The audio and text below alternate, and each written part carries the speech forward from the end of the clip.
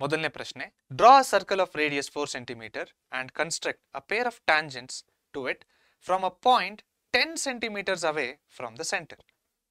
ಏನ್ ಮಾಡ್ಬೇಕಂತ ತಿಳ್ಕೊಳ್ಳಿ, ಒಂದು ಸರ್ಕಲ್ನ ಕನ್ಸ್ಟ್ರಕ್ಟ್ ಮಾಡಬೇಕು 4 cm ಅಷ್ಟು, ಸೆಂಟರಿಂದ ಒಂದು ಪಾಯಿಂಟ್ನ ತಗೋಬೇಕು 10 cm ದೂರ, ಆ ಪಾಯಿಂಟಿಂದ 2 ಟ್ಯಾಂಜೆಂಟ್ನ ಡ್ರಾ ಮಾಡಬೇಕು ಈ ಸರ್ಕಲ್ಗೆ. ಅಷ್ಟೇ ನಾವು ಮಾಡಬೇಕಾಗಿರೋದು.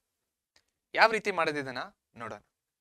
ಮೊದಲನೇದಾಗಿ ಒಂದು ಪಾಯಿಂಟ್ನ ಮಾರ್ಕ್ ಮಾಡಿ, ಈ ಪಾಯಿಂಟ್ನ O ಅಂತ ತಗೊಳ್ಳಿ.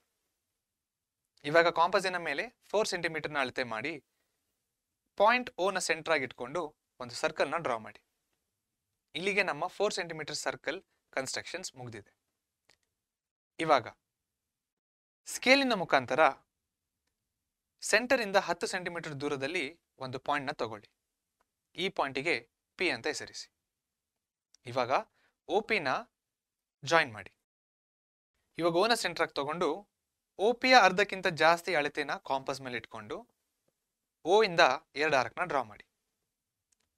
ಕಾಂಪಸ್ನ ಡಿಸ್ಟರ್ಬ್ ಮಾಡದೆ ಅದೇ ಮೆಷರ್ಮೆಂಟ್ ಅಲ್ಲಿ P ನ ಸೆಂಟರ್ ಆಗಿ ಇಟ್ಕೊಂಡು ಹಿಂದ್ಗಡೆ ಡ್ರಾ ಮಾಡಿರೋ ಆರ್ಕ್ನ ಇಂಟರ್ಸೆಕ್ಟ್ ಮಾಡಿ. ಇಲ್ಲಿ ಎರಡು ಹೊಸ ಪಾಯಿಂಟ್ ಆಫ್ ಇಂಟರ್ಸೆಕ್ಷನ್ ಕ್ರಿಯೇಟ್ ಆಗುತ್ತೆ. ಇವೆರಡು ಪಾಯಿಂಟ್ ಆಫ್ ಇಂಟರ್ಸೆಕ್ಷನ್ನ ಸ್ಟ್ರೈಟ್ ಲೈನ್ ಜೊತೆ ಜಾಯಿನ್ ಮಾಡಿ.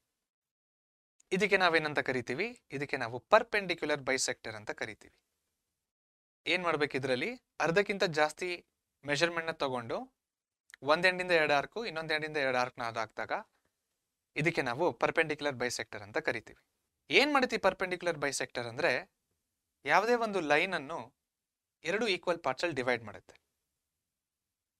ಇವಾಗ ಈ ಪರ್ಪೆಂಡಿಕ್ಯುಲರ್ ಬೈಸೆಕ್ಟರ್ ಮತ್ತೆ OP ಪಾಯಿಂಟ್ ಆಫ್ ಇಂಟರ್ಸೆಕ್ಷನ್ ನ ನಾವು X ಅಂತ ತಗೊಳ್ಳೋಣ. ಇವಾಗ XO ನ ರೇಡಿಯಸ್ ಆಗಿ ತಗೊಂಡು ಒಂದು ಸರ್ಕಲ್ ನ ಡ್ರಾ ಮಾಡೋಣ. ಈ ಸರ್ಕಲ್ ಹಿಂದ್ಗಡೆ ಡ್ರಾ ಮಾಡಿರೋ ಸರ್ಕಲ್ ನ 2 ಪಾಯಿಂಟ್ಸ್ ಅಲ್ಲಿ ಇಂಟರ್ಸೆಕ್ಟ್ ಆಗುತ್ತೆ. ಇದಕ್ಕೆ Q ಮತ್ತೆ R ಅಂತ ಹೆಸರಿಸೋಣ. ಇವಾಗ PQ PR ನ ಜಾಯಿನ್ ಮಾಡಿದ್ರೆ ಇಲ್ಲಿ PQ ಮತ್ತೆ PR a pair of tangents from a point 10 centimeters away from the center of the circle ಆಗಿರುತ್ತೆ.